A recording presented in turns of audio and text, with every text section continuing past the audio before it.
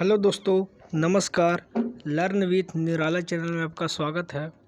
दोस्तों, आज से हम लोग स्पीडी बुक का जो रेलवे समान अध्ययन के लिए बनाया गया था उसमें से एक एक चैप्टर आज से पढ़ना स्टार्ट करेंगे। तो ये पहला वीडियो है, तो आइए स्टार्ट करते हैं।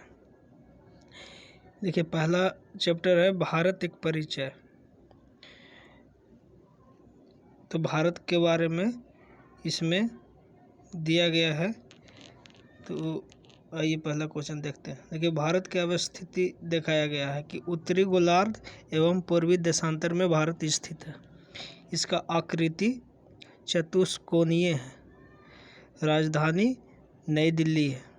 कुल क्षेत्रफल 32,87,263 वर्ग किलोमीटर है। भारत का कुल क्षेत्रफल कितना है? 32,87,263 वर्ग किलोमीटर। विश्व क्षेत्रफल में भारत का प्रतिशत है 2.42 भारत का प्रतिशत है क्षेत्रफल में। क्षेत्रफल की दृष्टि से विश्व में स्थान 7वां है भारत का।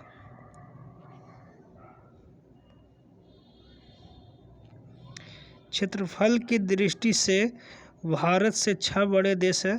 पहला रूस है, दूसरा कनाडा, तीसरा चीन, चौथा अमेरिका, पांचवा ब्राज़ील और छठा ऑस्ट्रेलिया और 7वां भारत हो गया। भारत की कुल जनसंख्या 121.08 करोड़ है। ये 2011 का जनगणना के अनुसार है। जनसंख्या की दृष्टि से विश्व में भारत का स्थान दूसरा है। विश्व जनसंख्या का भारत में निवास 17.5% करते हैं। सर्वाधिक बोली जाने वाली भाषा हिंदी है। भारत में सर्वाधिक बोली जाने वाली भाषा क्या है?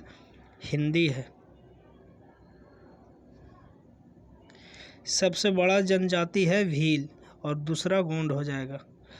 अक्षांशीय स्थिति क्या है भारत का? तो 8 डिग्री 4 मिनट से लेकर 37 डिग्री 6 मिनट उत्तरी अक्षांश में स्थित है और देशांतरीय स्थिति है 68 डिग्री 7 मिनट से लेकर 97 डिग्री 25 मिनट पूर्वी देशांतर में स्थित है। उत्तर से दक्षिण लंबाई है भारत का 3,214 किलोमीटर। 3,214 किलोमीटर है उत्तर से दक्षिण भारत की लंबाई, और पूर्व से पश्चिम 2,933 किलोमीटर। पूर्वी बिंदु है, मतलब सबसे पूर्वी बिंदु हो जाएगा भारत में किवीथू, अरुणाचल प्रदेश में पड़ता है। दक्षिणी बिंदु हो जाएगा, दक्षिणतम बिंदु होगा गौरमोता, जिसको गुहार मोती भी बोलते हैं, ये गुजरात में स्थित है। उत्तरी बिंदु हो जाएगा इंदिरा कौल, जो लद्दाख में है।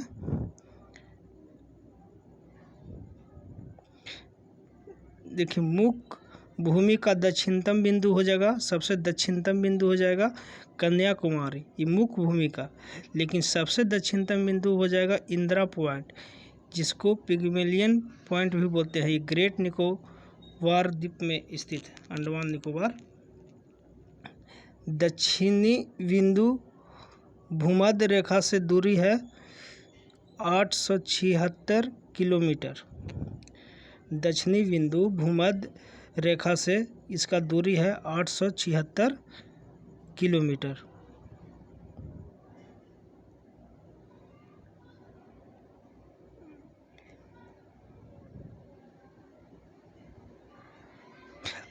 स्थल सीमा की कुल लंबाई 15,200 किलोमीटर है। मुख्य भूमि के तट की लंबाई 6100 किलोमीटर है। द्वीपों सहित तटीय लंबाई 7,516.6 किलोमीटर है। भारतीय मानक समय 82.5 डिग्री पूर्वी देशांतर रेखा है, जो प्रयागराज के नैनी से गुजरता है, यानी उत्तर प्रदेश से गुजरता है। 82.5 डिग्री पूर्वी देशांतर रेखा 5 राज्यों से होकर गुजरता है। भारतीय मानक समय तथा ग्रीनविच समय के बीच का अंतर 5.5 घंटा या 5 घंटा 30 मिनट आगे है। कुल राज्यों की संख्या 28 है। कुल राज्यों की संख्या 28 है और केंद्र शासित प्रदेशों की कुल संख्या 8 है। कुल राज्यों की संख्या कितना हो गया 28 और केंद्र शासित प्रदेशों की संख्या हो गया 8। सर्वाधिक राज्यों की सीमाओं को छूने वाला राज्य कौन सा हो गया उत्तर प्रदेश। 8 राज्यों से इसका सीमा टच करता है। समुद्री तट से लगा राज्यों की कुल संख्या कितना हो जाएगा ये 9 है। समुद्री तट से लगे राज्यों की संख्या कितना है 9 है। सबसे लंबी तट रेखा वाला राज्य गुजरात का है। सबसे छोटी तट रेखा वाला राज्य गोवा का है। प्रादेशिक जल सीमा 12 समुद्री मील होता है और 1 समुद्री मील बराबर होता है 1.852 किलोमीटर। 1 समुद्री मील बराबर कितना हो जाएगा 1.852 किलोमीटर। मध्य से गुजरने वाली रेखा को कर्क रेखा बोलते हैं और कर्क रेखा भारत से 8 राज्यों से गुजरता है। पहला गुजरात, दूसरा राजस्थान, तीसरा मध्य प्रदेश, चौथा छत्तीसगढ़, पांचवा झारखंड, छठा पश्चिम बंगाल, सातवां त्रिपुरा और 8वां मिजोरम।